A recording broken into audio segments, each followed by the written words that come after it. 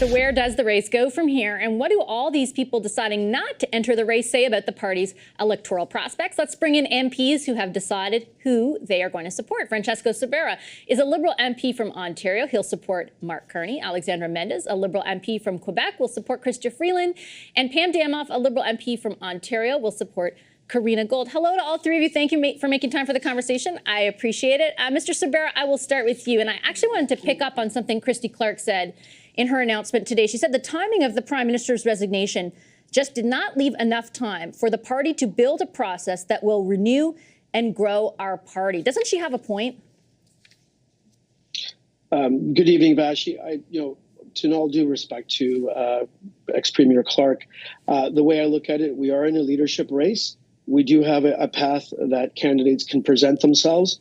I welcome the candidates that have said they will enter the race, and I look forward to hearing from other potential candidates. At the same time, those that have contributed in various ways, either through Mr. Champagne or Mr. Joly or ex-Premier Clark, if they have decided not to enter the race for various reasons, I'll respect their opinion. But I disagree with ex-Premier Clark's opinion on that one. Okay, let me ask you more specifically about Mark Carney. And if this ends up being a coronation of sorts for him, what kind of message does that send more widely to the party, more widely to the general electorate? And could that be a negative thing, really, for your party, a la Kamala Harris? I look at this that we will have a lively and boisterous debate. There will be candidates of substance, and you are seeing people enter. And I look forward to hearing from my colleague Karina. I look forward to hearing from MP Freeland as well on their opinions on entering the race. Obviously, the more the merrier, of course. I will say this. We have someone that's potentially going to enter in, Mr. Carney, who I fully support, who I hope to see enter the race as soon as possible. We need decisive experience and ambitious leadership for the country we are blessed to call home. I believe, after speaking to Mr. Carney, after hearing his thoughts on the economy as an economist myself, that he is someone that can proceed as what I call Canada's decade. I believe this is Canada's decade. I believe this is Canada's century. And we need to answer the challenges. We need to address the issues that we face, the challenges. But not only that, we need to address the opportunities that we face as Canadians and where we want to go on the economy. The economy is my number one issue. It's been there since 2015. And I believe with Mr. Carney's experience, his ambitions and decisive leadership, we can take the country in a manner that's prosperity, and that is so important to me. Okay, I have some follow-ups on that, but I want to bring your colleagues in. Ms. Mendez, I wanted to ask you a question about Ms. Freeland's potential candidacy. People behind the scenes on her camp are telling us that she will make an announcement before inauguration. Do you think she needs to distance herself from the Prime Minister? And did the Prime Minister saying on the day he quit that she's been by his side for the last decade hamstring her ability to do so? I don't think so, and I don't think she wants to either. I mean, she's a Liberal. She was exactly a member of cabinet for the 9, almost 10 years that the Prime Minister has been in government. And I think she's very proud of most of the record that the government has put forward to Canadians and most of the policies that she helped also to implement. So I don't think she wants to distance herself from what she helped to accomplish. She certainly wants to present perhaps a different way of governing, but not from the policies and not from the accomplishments of the government. We have been a very successful government for Canada. We've done a lot of good things for Canada, and I don't think that she'll want to differentiate herself from what are basically liberal values and liberal policy. It's funny that the way when I was hearing you say that, and I completely understand where you're coming from as a Liberal, I thought back to when Kamala Harris was getting similar questions, right? Like the one I just posed to you. Like, what would you do differently? How would you distance yourself from Joe Biden?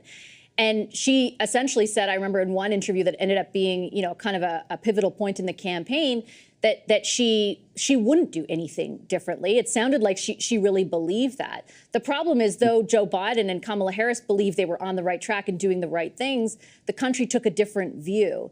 If Ms. Freeland does do, as you have, said, stick by what she has, what Prime Minister Trudeau has done from a policy perspective, or even a political perspective, does that not lessen your party's electoral chances? Well, sticking by what has been done doesn't mean that what the future brings is not different or not responding to the reality of today. We are facing now a huge challenge from our neighbors, from the president-elect. And I'm very convinced that Chrystia Freeland is the person to face that challenge and to bring us towards the results and the capacity to face that challenge with the best capacity, with the best possibilities.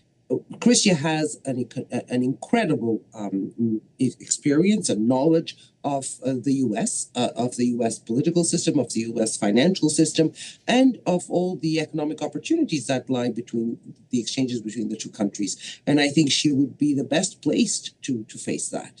And I think that the fact that she would not deny the track record, but that she would present a different approach, that doesn't take anything, and it doesn't change that she won't do anything different. It's just that she's not going to, I don't think that she's going to deny what has happened for 9 years, and Canadians wouldn't believe her if she did.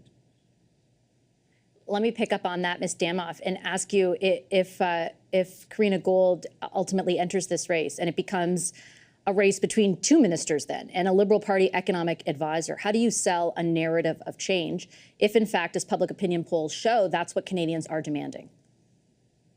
I think Canadians are demanding change. They want to see someone who's genuine and articulate and intelligent. Not that I think all of these candidates that are putting their names forward or will put their names forward will cause the Liberal Party to have a really great debate about where we want to go and where Canadians want to go.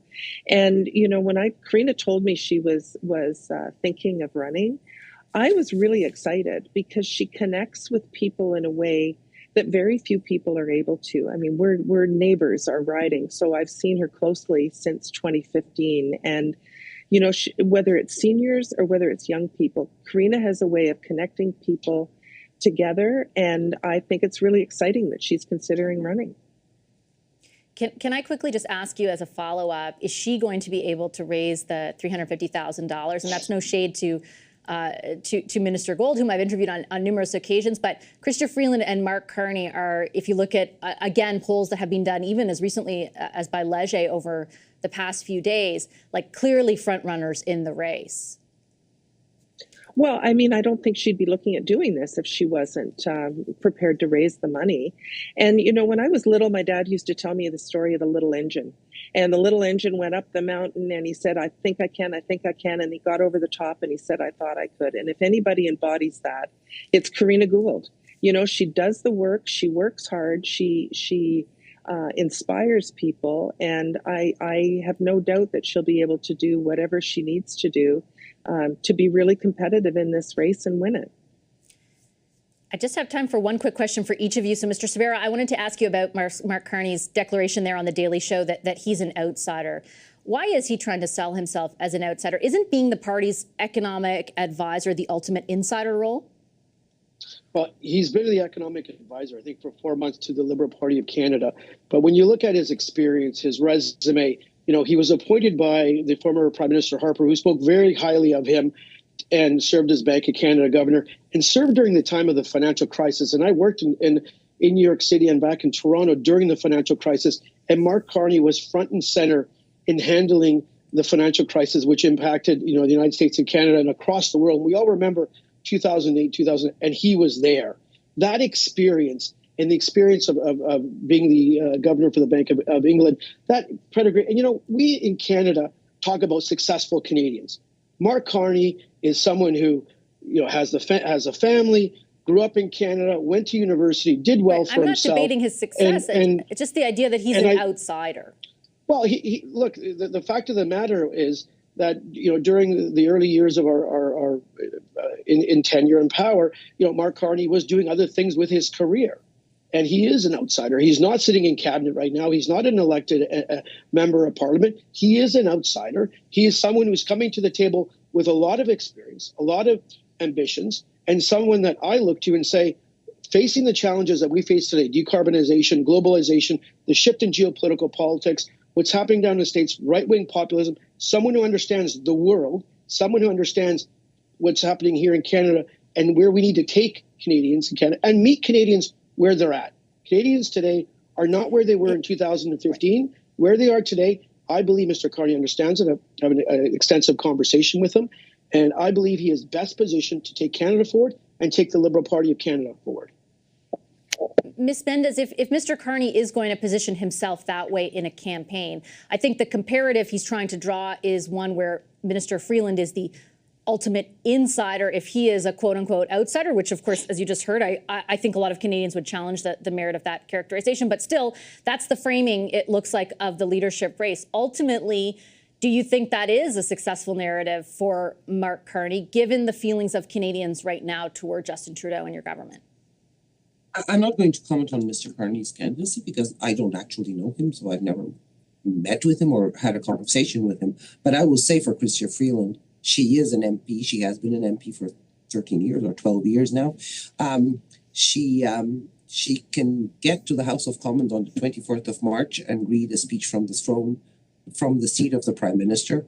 She knows what it takes, and she absolutely knows the world in a very, very comprehensive and extremely detailed way. She knows how the world works. She knows how financial world works, and she's very prepared to face the challenges and the dangers that face Canada in the months and the years to come.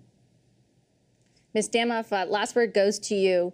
Wouldn't there be more people who want to run and fewer people dropping out if this was an election your party could actually win? Well, we can actually win it. I'm going to disagree with you on that. I mean, I've watched Karina every day in the House. I sit right behind her and I see the calm, quiet confidence that she brings when she speaks, answers questions from the opposition leader, Mr. Poilievre. And I'll be honest, she gets under his skin. She's not afraid to stand up to a bully. And she does it in a way that I think is very Canadian. You know, it's one of confidence and courage and quiet confidence, but also she's going to be stubborn when she needs to be, but in a way that I think Canadians will relate to. Okay, I'm going to leave it on that note. I appreciate all three of you making the time for the discussion. Francesco Sobera, Alexandra Mendez, and Pam Damoff, all three of whom have declared support for one of three candidates